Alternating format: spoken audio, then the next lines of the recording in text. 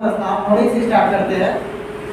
प्रथम अधिवेशन में ना 9 प्रस्ताव पारित किए थे। एक बार रिवीजन कर लेते हैं। प्रथम अधिवेशन सबसे पहले समझते हैं। सबसे पहले समझिए अधिवेशन कितने टाइप होते हैं। ये कल नहीं बताए थे, जो बच गया है वो आज होगा। अधिवेशन 2 टाइप के होते हैं। एक होता था विशेष अधिवेशन। विशेष अधिवेशन, अच्छा बताइए अधिवेशन को का मतलब क्या होता था? एक विशेष अधिवेशन और एक वार्षिक अधिवेशन। वार्षिक अधिवेशन, अच्छा अधिवेशन का मतलब आपको क्या समझ है? अधिवेशन का मतलब क्या है? अधिवेशन का मतलब होता था बैठक। ये लोग बैठक मतलब मीटिंग करते थे।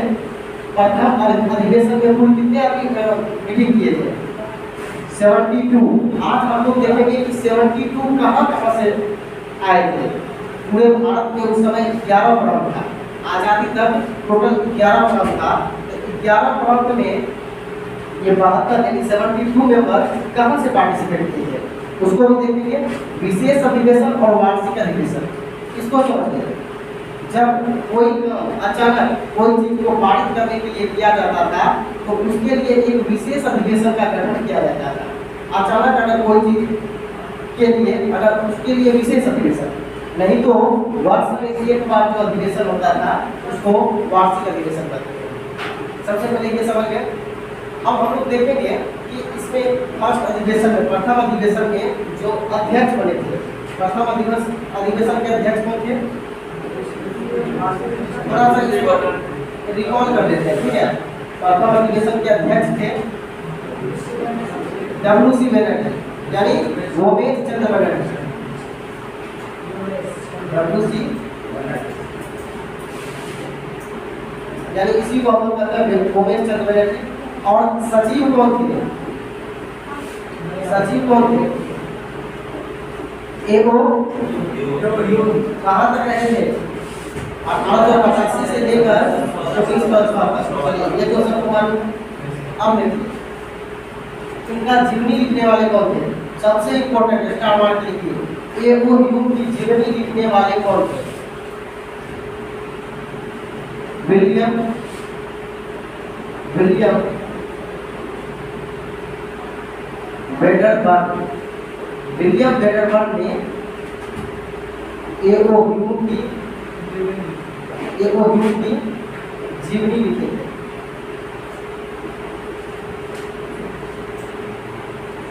जीवनी लिखे थे। एगो ह्यूम की जीवनी लिखने वाले विलियम वेडरबर्ग थे, ठीक है। विलियम वेडरबर्ग ये दूसरे यूरोपियन अध्यक्ष थे। ये 1889 में अध्यक्षता करते हैं, ठीक है। ये अध्यक्षता कब करते हैं? 1899 में, 1889 में अध्यक्षता करते हैं।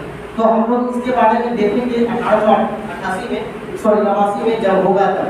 अभी सिर्फ आपको बता दिए कि इनके जीवनी लिखने वाले कौन थे। विलियम वेडरबर्ग याद हो जाएगा, 2000 में रिकॉल कीजिएगा, याद हो जाएगा। विशेष अधिवेशन और वार्षिक अधिवेशन समझ में आया।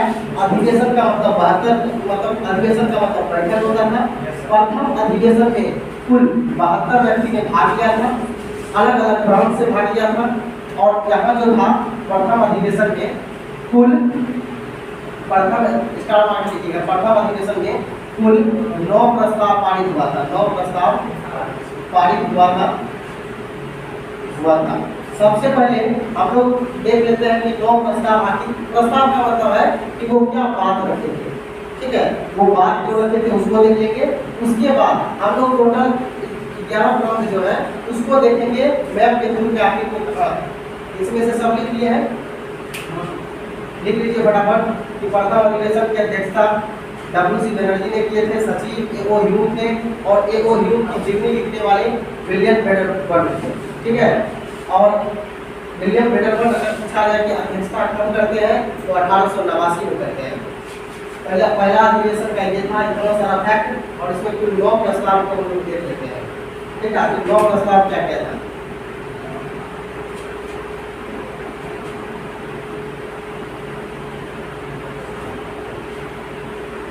कुल 9 प्रस्ताव पारित हुए थे।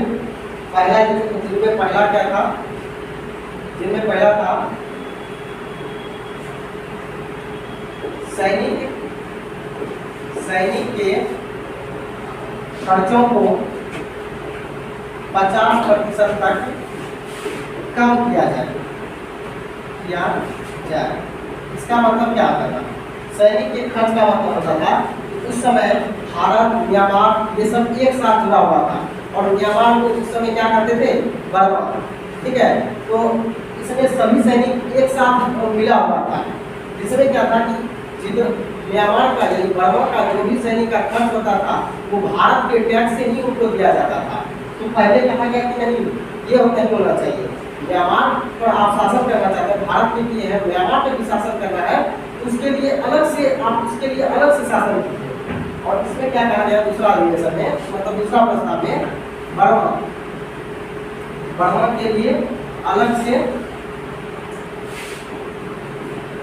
शासन किया व्यवस्था। मतलब आप अगर बर्मा पर करना चाहते हैं तो उसके लिए आपको अलग से शासन व्यवस्था कीजिए। भारत के टैक्स से उसके सैनिक को या उसके खर्चे के लिए कुछ भी मत कीजिए। तीसरा क्या किया गया?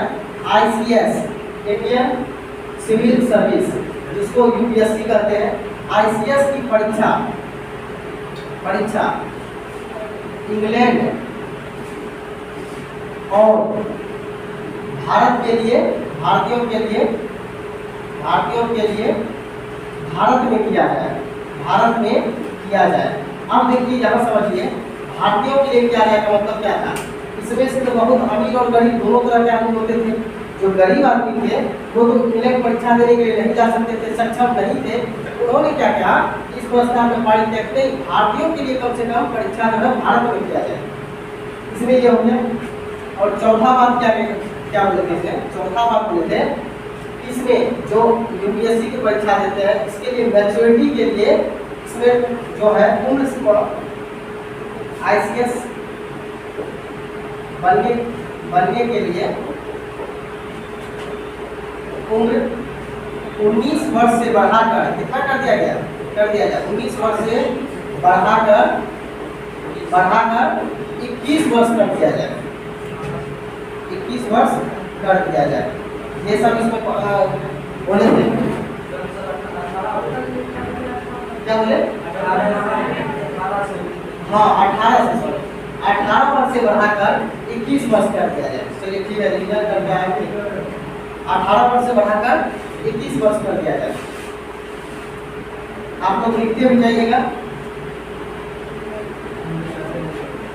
18 वर्ष से बढ़ाकर 21 वर्ष कर दिया जाए। अगला प्रस्ताव में क्या कहते हैं? बजट भारतीयों के लिए बजट तैयार हो। भारतीयों के लिए बजट तैयार करने की बात किया गया इसी अधिवेशन में। आगे क्या कहा गया? जिस प्रांत में बैठक हो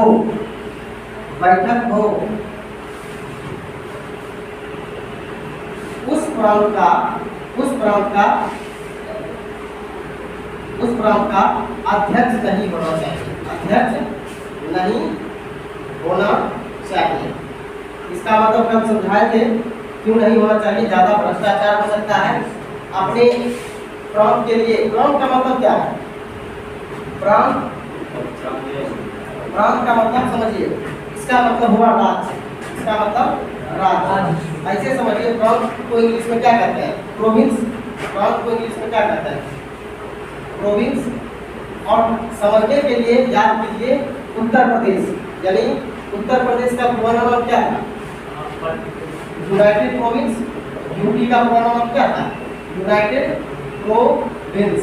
अब यही प्रोविंस को क्या बना दिया? उत्तर प्रदेश। उत्तर प्रदेश के लिए क्या था? यूनाइटेड प्रोविंस, यानी प्रोविंस का हिंदी में प्रांत का मतलब राज्य, यानी प्रांत का मतलब होता था राज्य। टोटल उस समय 1947 तक मात्र 11 प्रांत था। अब ना अभी कहते हैं कि 28 राज्य है और 8 केंद्र शासित प्रदेश।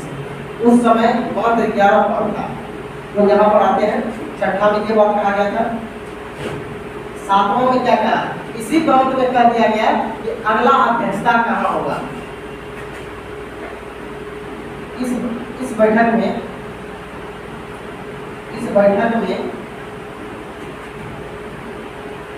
कलकत्ता में अगला बैठक हो, ऐसा बात किया गया,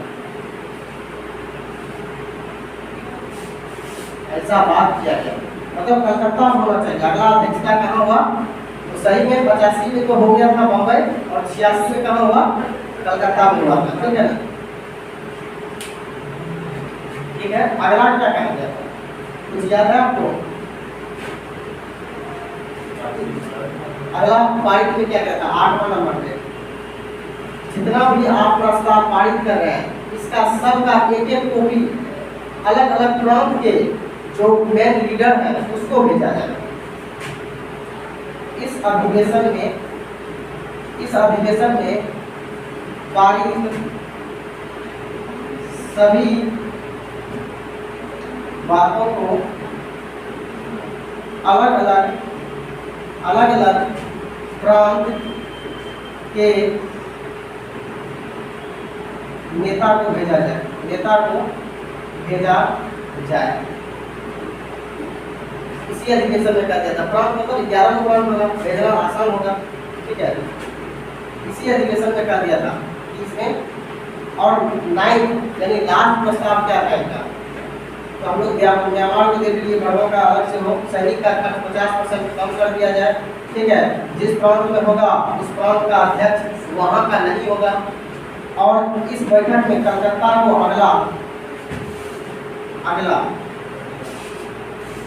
बैठक होना चाहिए, इसमें बात कर दिया गया। और लास्ट इसका प्रस्ताव क्या था, इसमें 9 नंबर में कहा गया था, जितने भी मीटिंग या प्रारूप तैयार होते हैं, इसमें कहा गया था कि कोई भी सरकारी आदमी कांग्रेस का अध्यक्ष नहीं बनेगा, कांग्रेस में शामिल नहीं होगा। कोई भी सरकारी व्यक्ति कांग्रेस में शामिल नहीं होगा। इतने सारे प्रस्ताव को पारित किया गया था। कुल 9 प्रस्ताव थे, जिनमें हम सभी प्रस्ताव को देख लिए हैं, अधिवेशन देख लिए हैं, कौन कौन सा अधिवेशन होते थे। देखिएगा कहीं पर एक ही साल में 2 अधिवेशन हुआ है, इसका मतलब एक वार्षिक अधिवेशन और एक विशेष अधिवेशन। विशेष अधिवेशन विशेष कार्यों के लिए बुलाया जाता था, अचानक कोई मीटिंग होता था तो उसके लिए विशेष अधिवेशन होता था, वरना वार्षिक अधिवेशन होता था। अब इसी के विरोध में कुछ टिप्पणी भी किए हैं अलग अलग लोगों ने कहा कि ये एक वर्ष में एक बार मेढक की टकराने से कुछ नहीं होने वाला है, बहुत सारा चीज बोले हैं, उसको हम लोग देखेंगे। इससे पहले हम लोग प्रांत देख लेते हैं कि आखिर कौन प्रांत थे। ठीक है, अब कहाँ थे, विचार सब लिखिए, इधर कर दे, मैप बनाने आता है नहीं लेकर, एक भारत का मैप बनाइए आप लोग, जैसा भी हो। अगर क्लास में आपका सर कांग्रेस का स्थापना करने का उद्देश्य क्या, देखिए सबसे इम्पोर्टेंट क्वेश्चन कि कांग्रेस का स्थापना करने का उसके बारे में थोड़ा सा जिक्र कर लेते हैं। जब स्थापना का उद्देश्य समझिए, पहले स्थापना का उद्देश्य क्या था। देखिए स्थापना का मेन इसका मकसद क्या था, जब भारत में 1857 की क्रांति हुआ तो उस समय का गुस्सा लोगों में बहुत समय तक रहा। ठीक है, और इस समय एओ ह्यूम जो थे, एओ ह्यूम ये 1849 में ऑफिसर बन के आते हैं। ठीक है, यूपीएससी परीक्षा देकर ऑफिसर बन के बंगाल में इनका पोस्टिंग होता है। कहाँ होता है, बंगाल में। एओ ह्यूम का 1849 में बनते हैं और 1882 में ये रिटायर कर जाते हैं। ठीक है ना, रिटायर कितना रखिए जाए। ठीक है, 1849 में एओ ह्यूम यूपीएससी की परीक्षा देके अधिकारी बन के आते हैं, बंगाल में इनका पोस्टिंग होता है और 1882 में रिटायर करता है। ये पूरे भारत का, लगभग पूरे भारत का सब जगह अलग अलग प्रांत में घूमते हैं, इनका पोस्टिंग होते रहता है, जाते हैं और तब जाके ये इनको पूरा भारत का अनुभव हुआ घूमने से। तो इनको ये पता चला कि यहाँ के लोगों में गुस्सा पूरा भरा हुआ है इस चीज़ को लेकर। 1857 की क्रांति से लेकर पूरा असंतोष भरा हुआ है, ये सब सेटिस्फाइड नहीं था। ये लोग चाह था जिस समय मतलब हम लोग को एक अच्छा लीडर मिल जाए और हम लोग ब्रिटिश को उखाड़ के फेंक देंगे, ऐसा ये लोग सोच रहे थे। और इसमें सबसे ज़्यादा आग भड़काने वाला कौन कौन कर रहे थे? ब्रिटिश, भारतीय, ब्रिटिश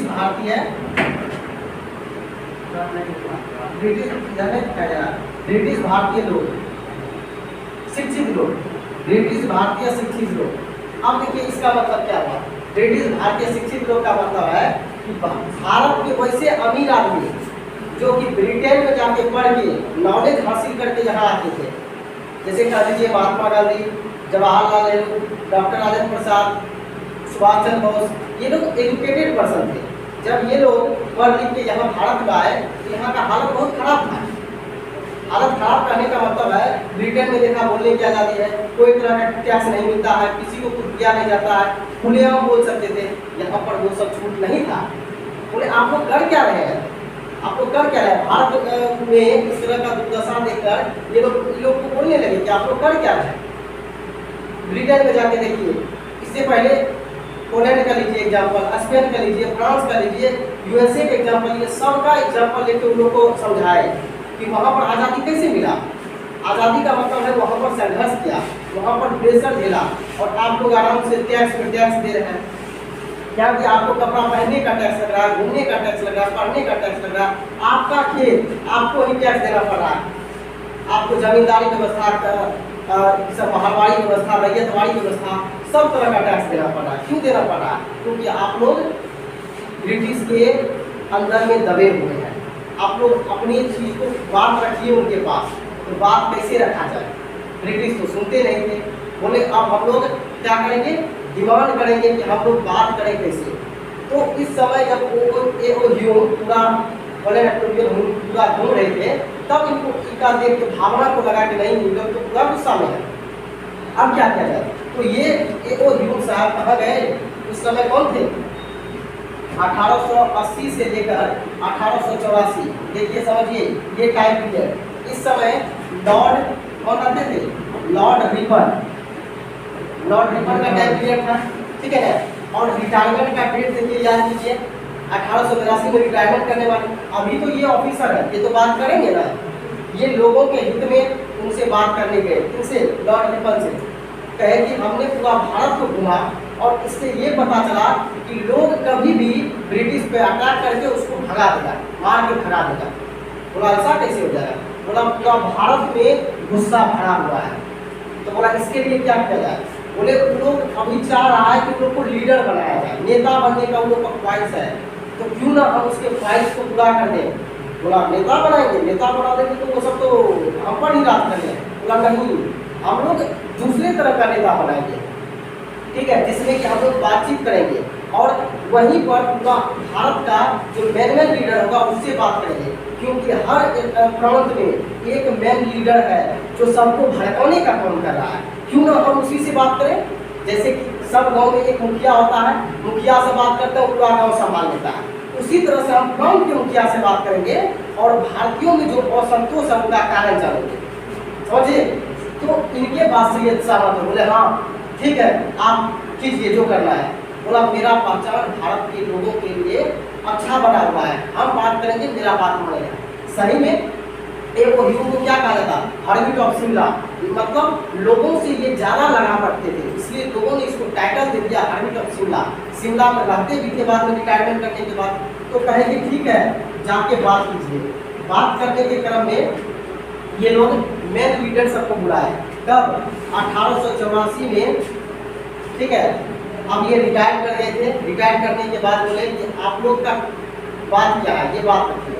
उस समय ये लोग एक छोटा सा संगठन स्थापित किए थे, भारतीय राष्ट्रीय संघ।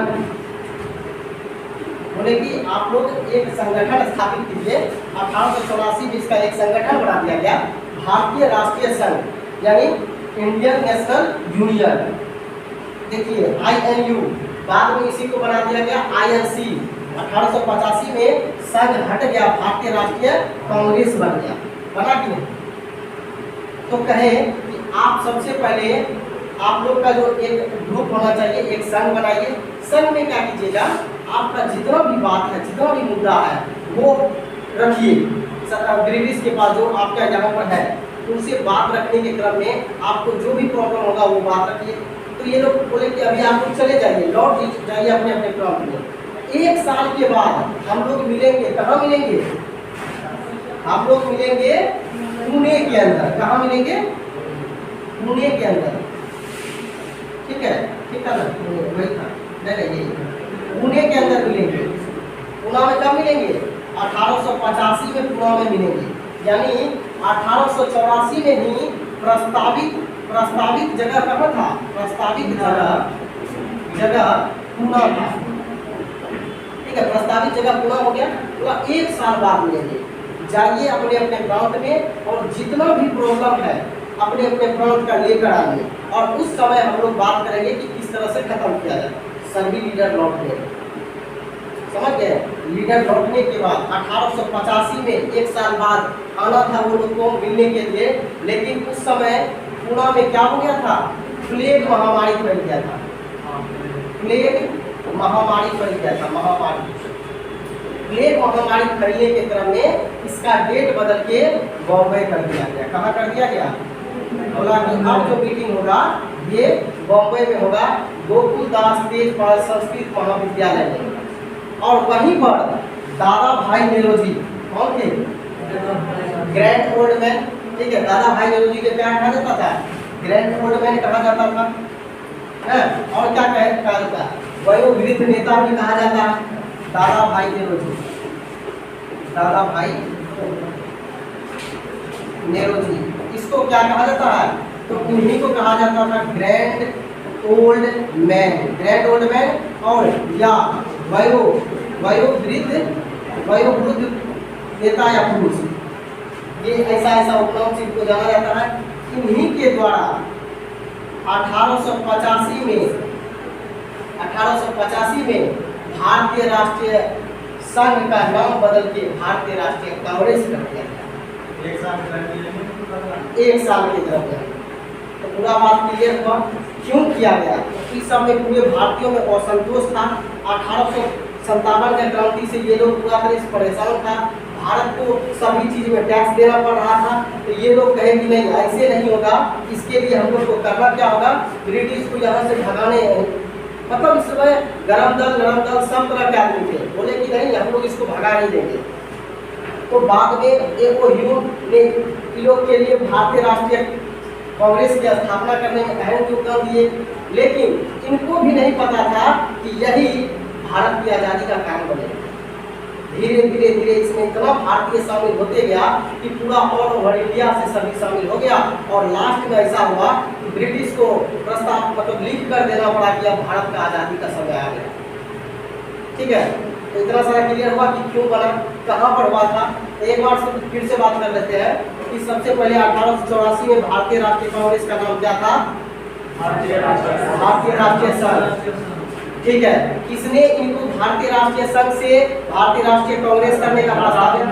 दादा भाई नेरोजी को। और किस किस नाम से जानते हैं?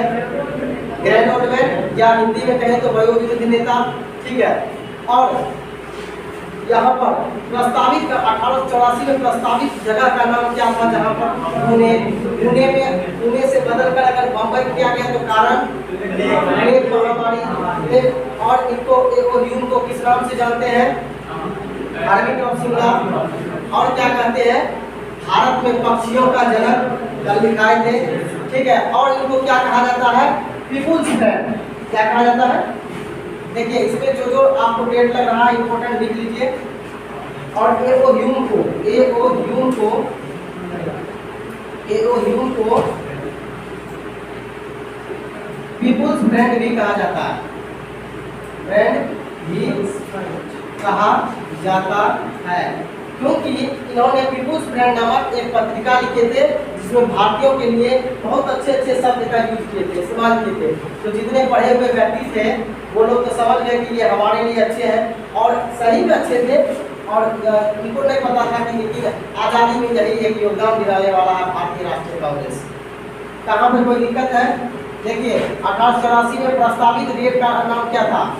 पूरा लिख लीजिए, प्रस्तावित रेट था पूरा, मगर प्लेग महामारी के कारण इसका स्थान बदल के बॉम्बे कर दिया गया। प्लेग महामारी फैलने के कारण यहाँ पर इसका स्थान बॉम्बे कर दिया गया। देखिए लिख लीजिए, क्योंकि एक दो बार देखिएगा, झारोखे वाली नजर भी तो याद हो जाएगा। प्रस्तावित रेट पूरा था, लेकिन प्लेग महामारी के कारण इसका स्थान बदलकर पुणे कर दिया गया। एक चीज और लिख लीजिए कि एओयू कब बने थे अधिकारी? 1849 में। 1849 में ये ब्रिटेन से अधिकारी बन के आते हैं और 1882 में ये रिटायरमेंट लेते हैं। ये भी लिख लीजिए, सेवानिवृत्त कब होते हैं? 1882 में। 1849 में एओयू क्या होते हैं? ICS मतलब इंडियन सिविल सर्विस पास करके आते हैं, और पोस्टिंग कहाँ होता है? बंगाल में पोस्टिंग होता है। बंगाल उस समय भारत का सबसे बड़ा प्रांत था, ठीक है, बंगाल उस समय सबसे बड़ा प्रांत था। और 1882 में ये क्या होते हैं? रिटायर करते हैं। तो 1882 के समय में, रिटायरमेंट के समय में अध्यक्ष मतलब यहाँ पर वायसराय कौन थे? Lord Ripon. लिख लीजिए, इसके समय में, रिटायरमेंट के समय में, सेवानिवृत्त समय में लॉर्ड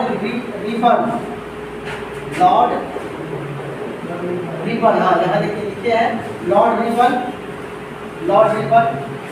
टाइम पीरियड। और भारत कांग्रेस की स्थापना होने के समय में कौन थे? वायसराय कौन थे कांग्रेस की स्थापना के समय में? भारत में कांग्रेस की स्थापना के समय भारत में कांग्रेस, देखिए टाइम पीरियड रिपन का इतना ही है, और स्थापना हुआ है 85 में। उस समय कौन थे? भारत में कांग्रेस के स्थापना के समय लॉर्ड डलहौजी, कौन आते हैं? लॉर्ड डलहौजी भारत के वायसराय रहते हैं। भारत में कांग्रेस की स्थापना के समय लॉर्ड डलहौजी वायसराय रहते हैं। बताइए टाइम पीरियड क्या था लॉर्ड डलहौजी का? 1884 में ये बन जाता है, ठीक है। 1884 से लेकर 1888 तक, 1884 से लेकर लिख लीजिए टाइम पीरियड लॉर्ड डलहौजी का। 1884 में ही ये हटते हैं लॉर्ड रिपन, और 1884 से ही 1888 तक लॉर्ड डलहौजी भारत में कांग्रेस का वायसराय रहते हैं, ठीक है। ये सब लिख लिए। भारत के कांग्रेस की स्थापना के समय लॉर्ड डलहौजी भारत में वायसराय रहते हैं, और टाइम पीरियड है 1884 से लेके 1888 तक। हम लोग भारत का मैप बना के देख लेते हैं कि 11 प्रांत कौन कौन से थे, ठीक है। 11 प्रांत। अगर मैप पूरा नहीं आता है तो आधा बनाइए, आधा से कम हो जाएगा। अगर ये भी बना लेते हैं और ये भी बना लेते हैं तो कम चल जाएगा।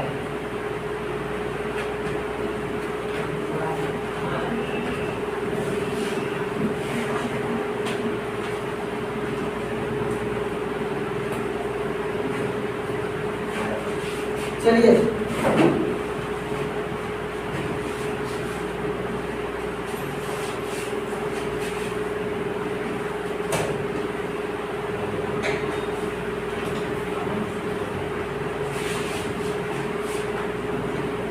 ये थोड़ा नीचे चला जाए।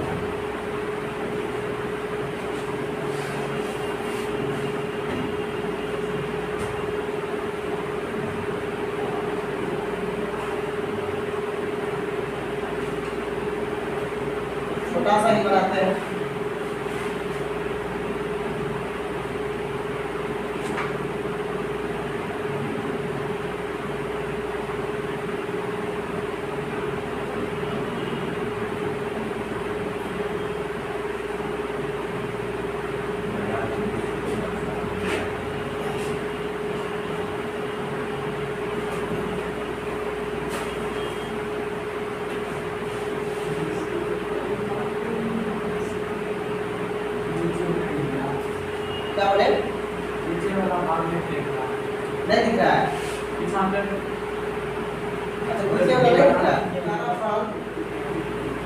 जो 1947 तक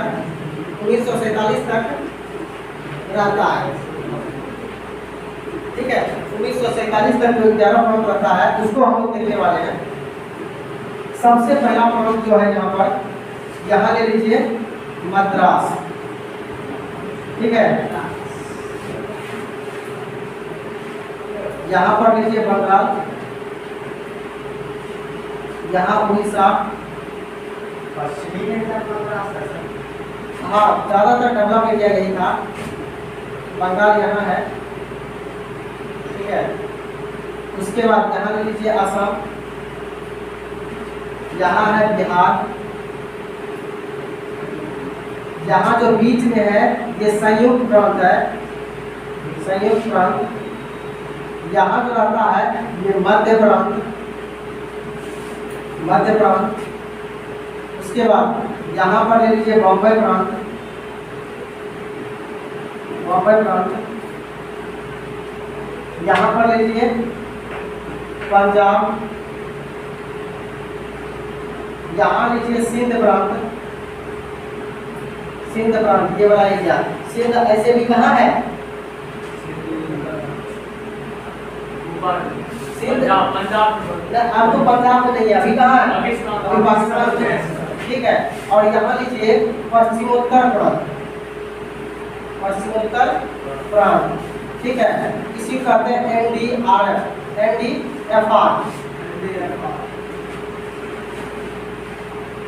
NWFR, north west frontier province, NDFF। और एक इधर था असम का पुराना नाम क्या था? ये अरुणाचल प्रदेश का पुराना नाम क्या था? Nipah, north west frontier agency, है ना? NEFA। अरुणाचल प्रदेश का पुराना नाम था ना Nipah, NEFA, Nipah, north east frontier agency. इसी तरह से इसका नाम था NDFP। तो चलिए हम लोग 11 पॉइंट देखते हैं हुआ कि नहीं। 1, 2, बंगाल 3, मध्य प्रांत 4, संयुक्त प्रांत 5, बिहार 6, असम 7, बम्बई 8, पंजाब 9, सिंध 10 और पश्चिमोत्तर प्रांत 11। अब 11 नंबर में जो पहला अधिवेशन हुआ था कहाँ से कितना आया था? तो देखिए सबसे ज्यादा बम्बई से आया था। बम्बई से कितना आदमी पार्टिसिपेट किया था? 38 व्यक्ति। मद्रास में कितना किया था? 21 आदमी। बंगाल से 3, बिहार से याद रखिएगा एक भी नहीं आया था। इसमें टेंशन नहीं है। मद्रास तमिलनाडु में जो है हम जिसको चेन्नई कहते हैं, इससे पहले उसका राजधानी यही एरिया है तमिलनाडु। ठीक है, और यही है आपका चेन्नई। मद्रास को ही कहते हैं चेन्नई, इसलिए कहते हैं। मैप देखने से बहुत अच्छा नॉलेज मिल जाएगा। अब देखिए यहाँ पर 3, आइए पंजाब में भी 3 व्यक्ति, संयुक्त प्रांत से 7, संयुक्त प्रांत से कितना? 7। देखिए हो गया टोटल मिला के 72 व्यक्ति।